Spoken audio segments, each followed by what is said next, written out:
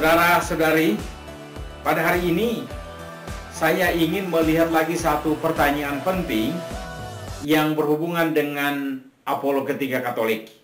Nah, pertanyaan ini sudah dibicarakan dalam video saya beberapa hari lalu, yaitu bagian pertama. Sekarang tentang bagian yang kedua. Pertanyaannya begini: apakah Yesus mempunyai saudara dan saudari kandung? Dan pada hari ini saya ingin memberikan 4 alasan penting yang membuktikan bahwa ternyata Yesus tidak mempunyai saudara dan saudari kandung. Yesus adalah satu-satunya anak yang dimiliki oleh Maria, bunda kita. Saudara dan saudari, pertama sekali saya melihat kata Yunani, yaitu adelphos dan adelphe. Dalam teks asli, di dalam Injil, kata Yunani yang dipakai untuk menyebut saudara dan saudari adalah adelphos dan adelphe. Adelphos itu untuk saudara atau saudara-saudara, sedangkan adelphe itu untuk saudari atau saudari-saudari. Nah, saudara-saudari, kedua kata ini mempunyai makna yang sangat-sangat luas. Dan pada hari ini saya melihat 4 poin penting yang menjelaskan tentang adelphos dan adelphe ini. Pertama, kedua kata tadi itu adelphos dan adelphe itu bisa dipahami sebagai saudara dan saudari kandung. Itu hubungan darah. Jadi mempunyai satu orang tua yang sama, bapak dan mama yang sama. Itu. Nah, ini saya sangka tidak ada masalah karena hampir semua budaya di dunia ini memahami itu. Kalau kita katakan saudara dan saudari, itu dengan sendirinya lebih berhubungan pada saudara-saudari kandung. Sehingga kalau ini dalam bahasa Inggris mereka bilang brothers and sisters, itu umumnya lebih menunjuk kepada saudara dan saudari kandung dalam konsep ya budaya. Itu poin yang pertama, dan saya sangka ini tidak ada masalah.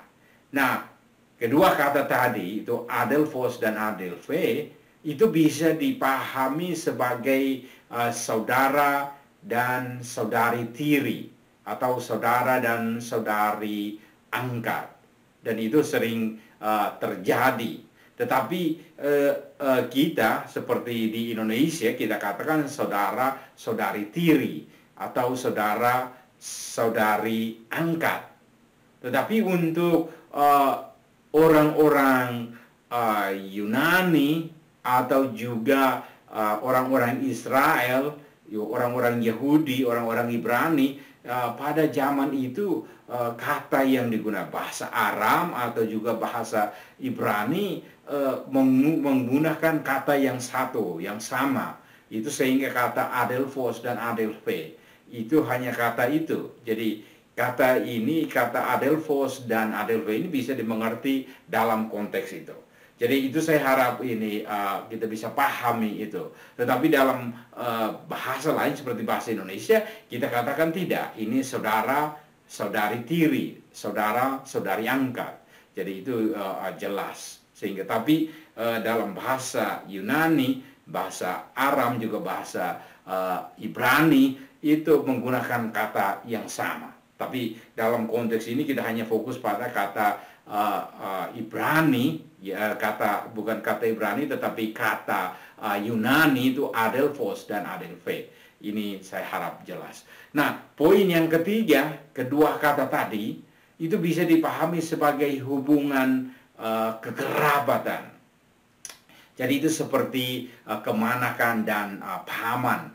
Nah, itu jelas sekali dalam kitab suci. Kita bisa lihat kitab suci perjanjian lama, yaitu kitab Kejadian bab 13 ayat 8. Kita lihat sama-sama itu Abraham itu sebelum namanya dirubah menjadi Abraham berkata kepada Lot itu ponakannya sebenarnya. Nah, tetapi dia ini saya bacakan ini sehingga mungkin kita bisa pahami bersama. Jadi itu, aku mohon jangan sampai terjadi perselisihan antara kamu dan aku, atau antara gembala-gembalaku dan gembala-gembalamu, sebab kita ini bersaudara. Nah, ini Abraham atau Abraham tadi berkata kepada ponakannya, yaitu ponakan Lot, dan dia katakan tidak, kita ini bersaudara. Nah, saudara di sini kalau dalam bahasa Yunani itu adelphos. Jadi itu yang digunakan itu ternyata kalau melihat lebih dalam, lebih teliti, oh tidak, ini mereka ini terhadap Abraham dan Lot ini bukan saudara, tetapi mereka ini adalah paman dan ponakan. Lot itu Abraham punya ponakan. Dan hal yang sama juga bisa dilihat dalam kitab Kejadian bab 14 ayat 14 sampai dengan 16. Itu bisa lihat, itu salah satu contoh lain lagi. Tapi saya hanya fokus perhatian pada ini bahwa kata adelphos atau dan adelphe tadi itu bisa dipahami sebagai hubungan kekerabatan. Jadi itu, sehingga saya dalam penjelasan ini hanya menggunakan istilah itu untuk yang saudara dan saudara, sedangkan bisa juga dalam hubungan di sini adalah saudara dan saudari. Jadi itu saya harap bisa dipahami itu. Jadi itu poin yang ketiga. Nah, sekarang kita memasuki pada poin yang keempat. Kedua kata tadi itu adelphos dan adelphe itu bisa dipahami sebagai saudara, saudari, sepupu.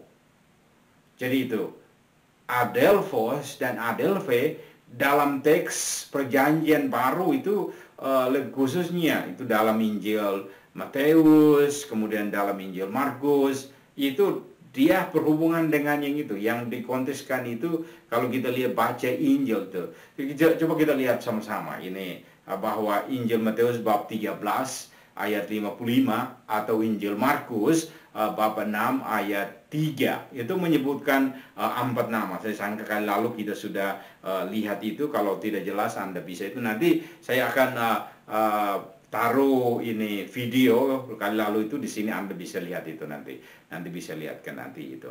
Sehingga yang di sini yang saya mau katakan bahwa menyebut 4 nama, oke? 4 nama dikatakan bahwa Yakobus, Yosef, Yudas, dan Simon. Nah, mereka ini dikatakan saudara Yesus, dan juga menyebutkan juga saudari Yesus. Nah, yang dipahami di sini itu adalah saudara, saudari, sepupu. Jadi 4 orang ini bukan saudara kandung dari Yesus, tetapi sepupu. Nah, kata yang dipakai itu adalah adelphos dan adelphe. Sehingga dalam konteks yang ini, itulah yang dipahami. Sehingga kalau ketika mereka katakan, ya mereka ini adalah saudara Yesus, bukan berarti saudara kandung, tapi yang dipahami di sini, kata adelphos di sini itu adalah saudara sepupu Yesus. Poin yang pertama itu. Sekarang poin yang kedua, untuk membuktikan bahwa Yesus itu adalah anak tunggal. Yesus itu tidak mempunyai saudara dan saudari. Sekarang kita memasuki pada poin yang kedua, yaitu dalam Injil Yohanes bab 19 ayat 26 sampai dengan 27.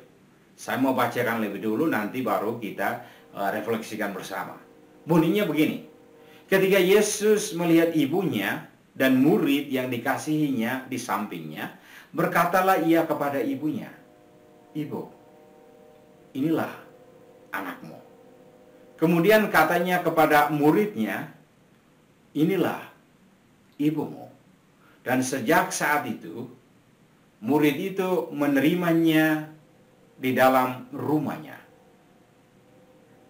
Poin yang saya mau katakan di sini adalah berdasarkan tradisi, berdasarkan budaya orang-orang Ibrani atau orang-orang Yahudi, itu bahwa yang bisa menerima kuasa dari anak sulung adalah saudara-saudaranya. Jadi pertanyaannya di sini, mengapa Yesus mempercayakan Maria ibunya kepada Yohanes, bukan kepada saudara-saudara kandungnya? Yohanes bukan saudara kandung. Yohanes adalah murid yang dikasihinya, murid yang sangat mengasihi Yesus. Nah, menurut budaya itu tidak bisa, karena kalau itu berarti bagi Yesus sangat tidak menghargai saudara-saudara kandungnya. Nah, itu tidak mungkin terjadi. Itu Maria juga tidak mungkin akan mengikuti itu, karena tidak mungkin. Dia harus pergi ke anak-anaknya, dia tidak bisa pergi ke orang lain. Biarpun itu murid itu sangat mengasihi Yesus, tapi dia tahu bahwa dia masih punya anak-anak yang lain. Kenapa saya harus pergi masuk ke rumah orang lain? Nah, ini yang tidak cocok. Ini yang tidak mungkin terjadi. Karena itu, jadi pertanyaannya mengapa? Karena Yesus adalah anak satu-satunya. Karena Yesus tidak mempunyai saudara kandung. Makanya dia harus menyerahkan ibunya kepada orang yang dia paling kasihi, yaitu Yohanes, murid yang paling dikasihi. Dan juga Yesus juga tahu, karena Yohanes sangat mengasihi Yesus. Makanya Yesus melimpahkan kuasa itu kepada Yohanes. Jadi inilah poinnya. Budaya mengatakan demikian, dan itu semua orang. Kemudian kalau dilihat saja tulisan-tulisan bapak-bapak gereja atau orang-orang di gereja awal, gereja perdana, mereka sangat memahami itu. Makanya mereka bilang benar, karena Yesus tidak mempunyai itu, makanya dia harus serahkan kepada orang yang dia paling kasih. Saya harap itu mengerti. Jadi itu poin yang kedua. Jadi alasan yang kedua mengapa Yesus itu anak satu-satunya. Yesus itu tidak mempunyai saudara kandung. Sekarang poin yang ketiga. Poin yang ketiga. Nah, poin yang ketiga ini saya lihat di dalam Kisah Para Rasul, yaitu bab 1 ayat 13 dan 14. Ceritanya atau latar belakangnya itu bahwa sesudah Yesus meninggal, kemudian sesudah kebangkitan, dan sesudah Yesus naik ke surga, ternyata Yesus meminta murid-muridnya untuk kembali ke Yerusalem dan masuk ke ruang atas. Kalau bahasa Inggris mereka bilang the upper room.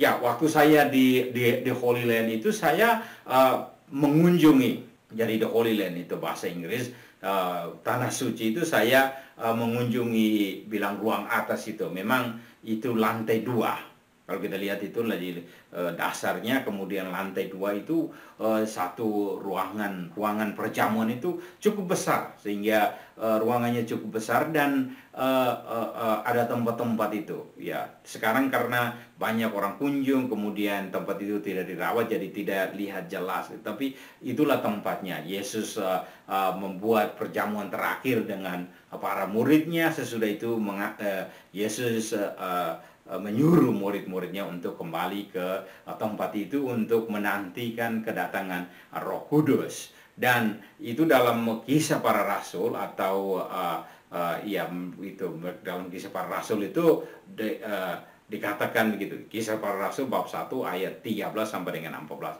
Saya mau bacakan mungkin sehingga kita bisa mengerti itu. Katakan begini. Setelah mereka tiba di kota, yaitu tentu kota Yerusalem, naiklah mereka di ruang atas, jadi lantai 2, tempat mereka menumpang. Mereka itu adalah Petrus, Yohanes, Yakobus, Andreas, Filipus, Thomas, Bartolomeus, Matius, Yakobus bin Alfeus, Simon orang Selot, dan Yudas bin Yakobus. Mereka semua bertekun dengan sehati dalam doa bersama-sama dengan beberapa perempuan serta Maria ibu Yesus dan dengan saudara-saudara Yesus.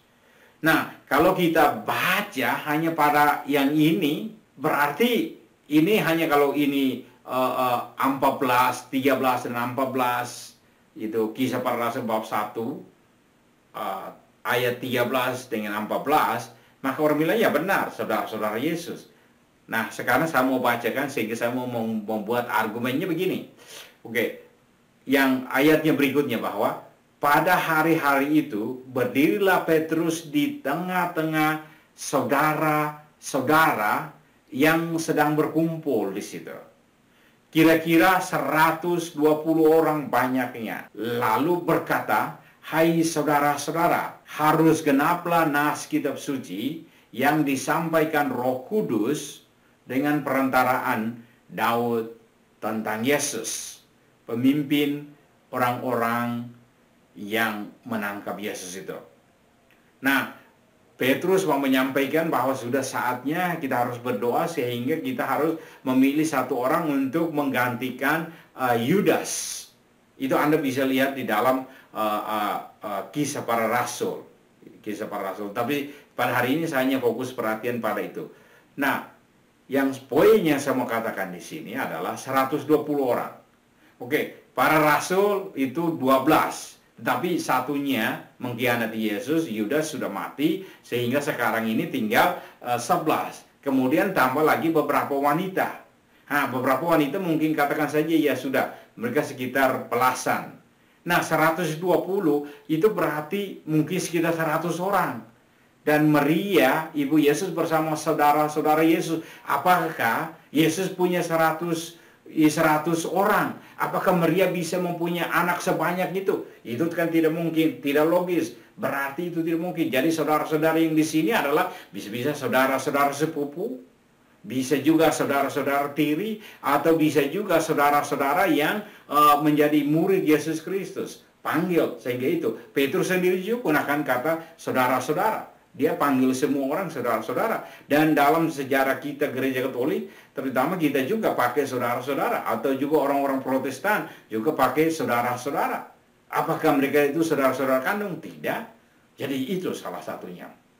Nah, itu yang poin yang ketiga. Sekarang poin yang keempat saya mau sampaikan bahwa secara tradisi, sejak gereja perdana dan juga bapak-bapak gereja dalam tulisan mereka, juga dalam cerita lisan tidak pernah menyebut bahwa Maria itu punya anak-anak yang lain selain Yesus. Jadi itulah tanda-tanda mengapa Yesus itu hanya anak tunggal.